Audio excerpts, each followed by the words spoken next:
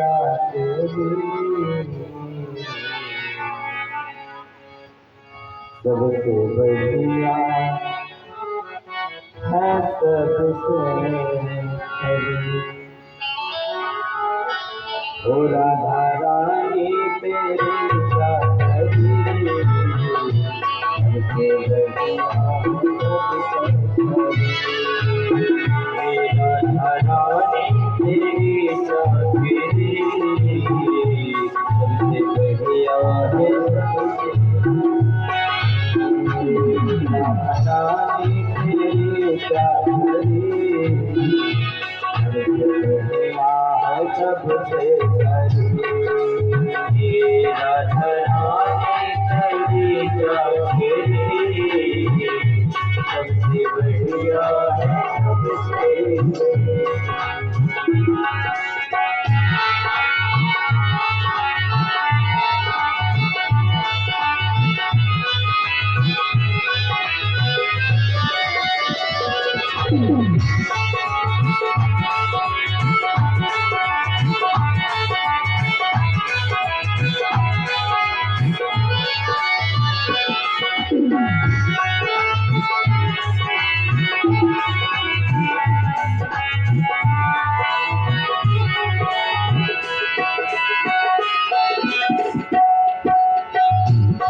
जब तेरा प्यार हो गया तब से मेरा बिना हो गया। जब तेरा गुलाम हो गया तब से मेरा बिना हो गया। जब तेरा गुलाम हो गया तब से मेरा बिना जब से तेरा गुलाम हो गया जब से मेरा गुलाम हो गया जब से मेरा गुलाम हो गया जब से मेरा गुलाम हो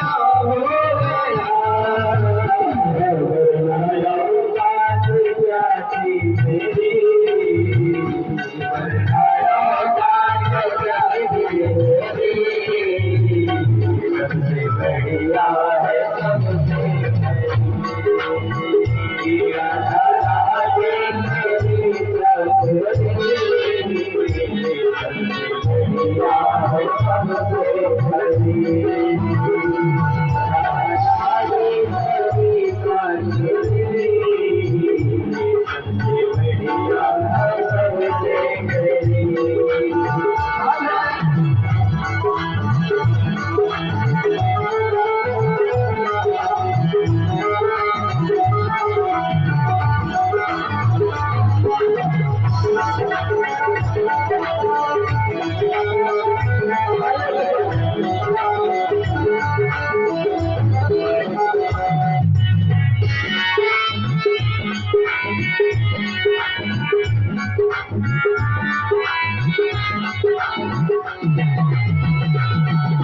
नसीबी का जब मिला तब कहीं जाके ये दर मिला।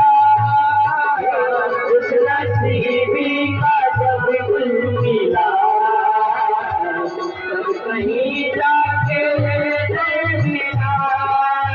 उस नसीबी का जब मिला तब कहीं जाके ये दर मिला। नसीबी का जब मिला तब कहीं जाके ये दर मिला। कहीं जाके ये दर मिला तब कहीं जाके ये दर मिला। तो हो गई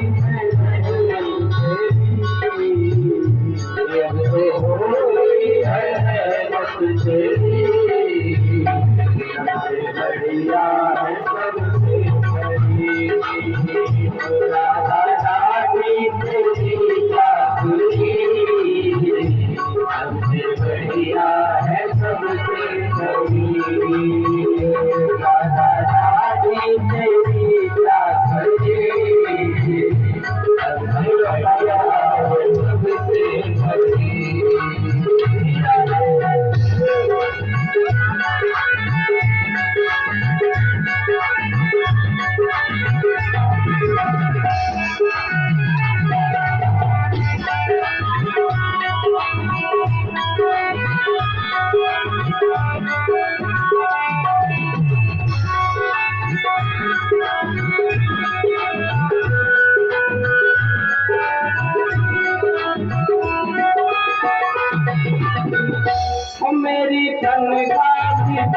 कम नहीं, कुछ मिले ना मिले कम नहीं, मेरे बन का भी कुछ कम नहीं, कुछ मिले ना मिले कम नहीं,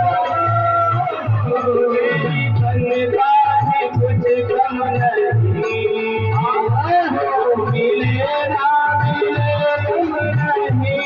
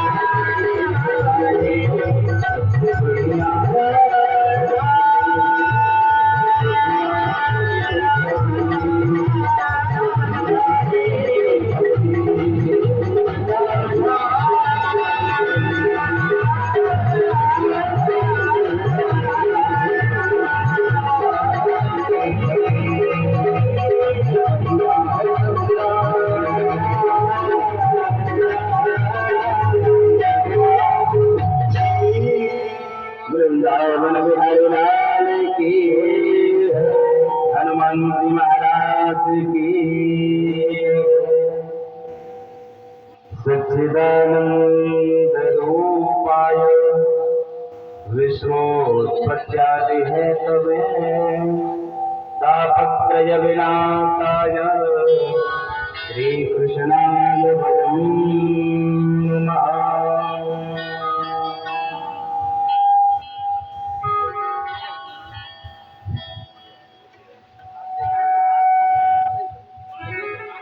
तो आइए आज द्वितीय दिवस की कथा में प्रवेश करते हैं।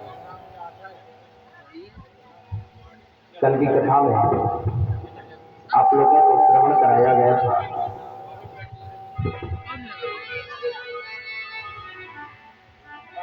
कि भागवत क्या है, जिसे श्रवण करने के लिए हम आपको जहाँ एकत्रित हुए हैं वो है क्या, वो भागवत क्या है, उसमें क्या है, उसे श्रवण करने से क्या मिलता है।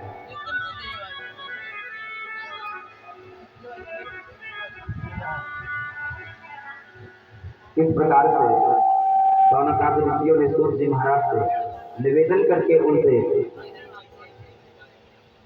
भागवत श्रवण कराने का आग्रह किया।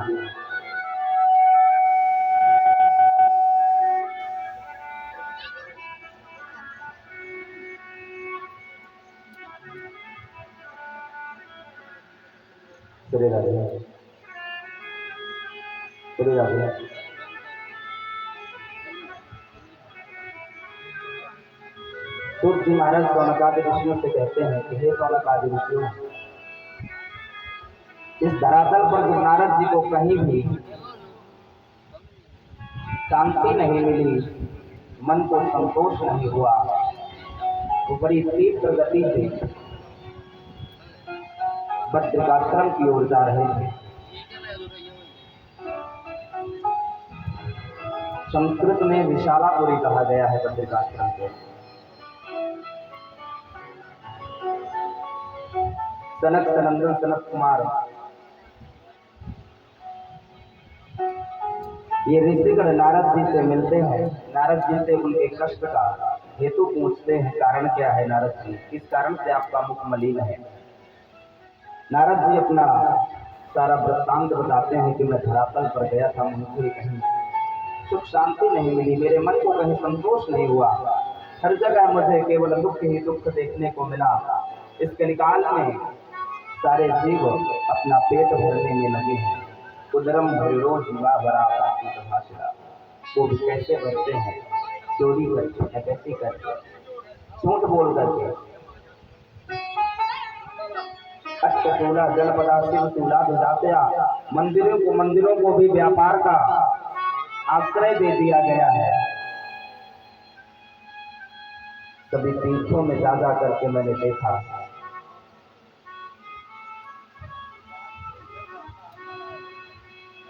एक तीर्थ में गया मैं, बड़ी तेजी से एक जगह से आवाज आ रही थी, स्पीकर लगे थे। मुझे लगा यहाँ कोई अच्छे संत रहते होंगे, मैं उनसे जाकर के सत्संग करूंगा तो जरूर मुझे शांति मिलेगी। नारद जी कहते हैं शौनकादि ऋषि सनत कुमारों से कि हे ज्येष्ठ भ्राता, मैं ये सोच करके, यह जान करके उस आश्रम की ओर बढ़ा जहाँ से आवाज आ रही थी कि मुझे शांति मिलेगी। मैं वहां गया, पता किया, मैं पूछा ये आश्रम किसका है।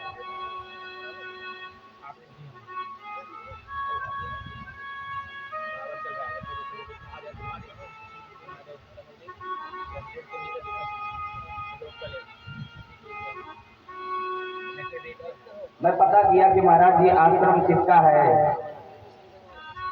तो जहाँ स्पीकर लगे थे, जहाँ से बड़ी तेजी से आवाज आ रही थी, वहां के लोगों ने बताया कि महाराज ये मौनी बाबा का आश्रम है।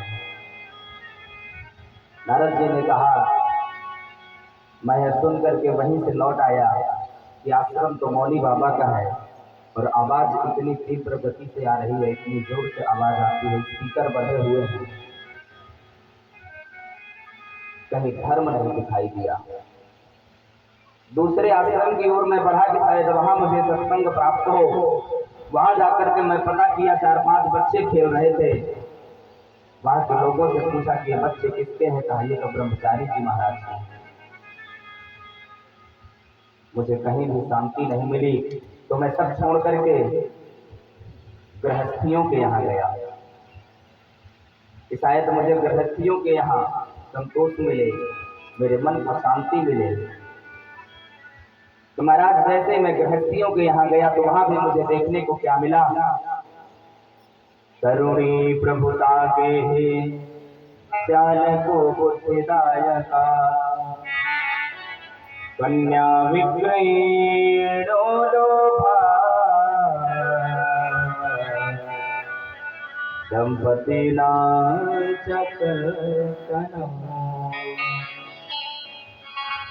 गृहस्थियों के यहाँ मुझे देखने को क्या मिला महाराज, तरुणी प्रभुता, प्रभुता भार जिसकी चले, जिसमें गरुता हो। तो घर में गृहस्थियों के यहाँ किसकी चलती थी? नई बहू की। गृहस्थियों के यहाँ भी मैं ये सोच करके गया कि शांति मिलेगी, तो देखा क्या कि विवाह हुए अभी 1 महीने ही हुए हैं। सासू जी की सेवा कब तक की, जब तक सासू जी के गले से अलमारी की चाबी उतर करके हमारे पास तक नहीं आ गई। और जैसे ही हाथ में चाबी आई तो सासू जी बाहर और सारा भार हमारे ऊपर है। तो गृहस्थियों के यहाँ भी महाराज मुझे तरुणी नई बहू का कार्यभार मिला, उसमें भी मैं थोड़ा संतोष कर लेता महाराज। अगर उस घर में भी, उस गृहस्थी के यहाँ भी मुझे अगर किसी बुजुर्ग का सम्मान मिलता तो मैं संतोष कर लेता। अगर कोई बड़ा कार्य करना है तो श्याल को बुद्धिदायका, श्याल माने साला होता है, तो सलाह भी लेनी है तो साले साहब को ससुराल से बुलवाया जाता है। ज्यादातर आज भी यही देखने को मिलता है कि सलाहकार साले साहब ही होते। हमारे ब्रज में एक कहावत है, दीवार बिगाड़ो आरो और घर बिगाड़ो सारो। अगर दीवार में ज्यादा अलमारियां हो जाती हैं तो दीवार कमजोर हो जाती है, और घर में अगर साले साहब की चलती है तो वो घर भी राधेश्याम। तो महाराज मुझे उस गृहस्थियों के यहाँ भी सुख शांति नहीं मिली। इतना ही नहीं महाराज, कन्या विग्रहिणी लोभा दंपति नाम सकल गलम, उस घर में कलह मची हुई है। माँ बेटे की नहीं, माँ बहू की नहीं पढ़ती है, पिता बेटे की नहीं पढ़ती है, एक दूसरे में कलह है, कन्या का क्रय विक्रय होता है। महाराज ये दशा आ गई है। गृहस्थी सच्चा सुखी कौन होता है?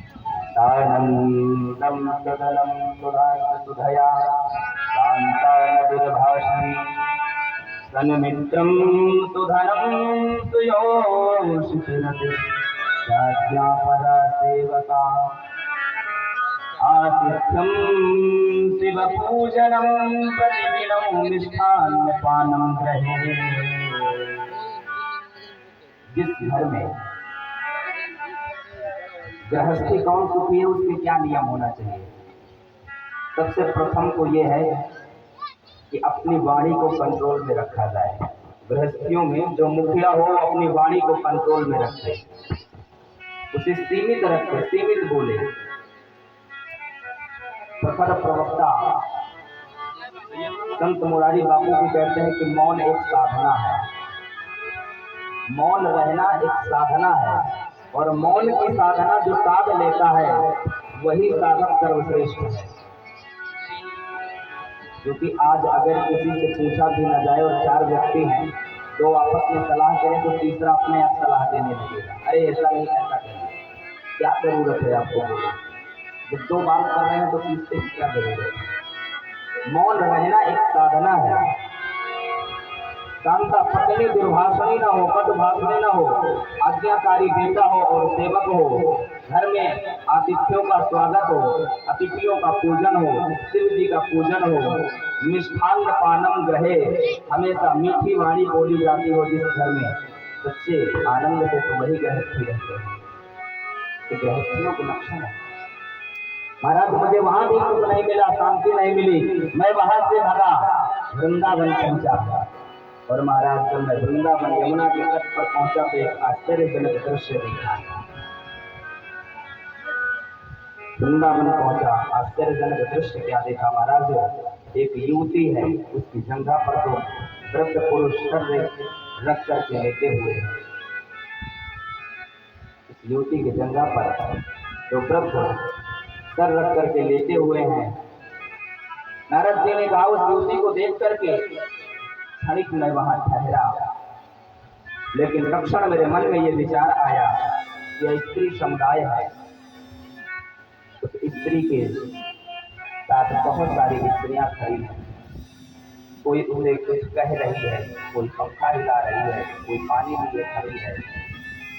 सारी स्त्रियां कुछ ना कुछ कह रही हैं और मानो वो सबका सुन करके उनसे विलाप करके रुदन कर रही है। नारद जी ने कहा कि क्षण के लिए तो मैं ठहरा, लेकिन फिर मैं सोचा कि स्त्री समुदाय है, न जाने कब हंसने लगे, न जाने कब रोने लगे। माताओं का कुछ पता नहीं चलता, कब हंस रही है कब रो रही है। एक क्षण में रोने लगेगी, एक क्षण में हंसने लगेगी। मैं वहां से निकला, जैसे ही निकला तो आवाज आती है वहां से, भो भो साधो क्षणं तिष्ठ मच्चिन्तामपिनाशन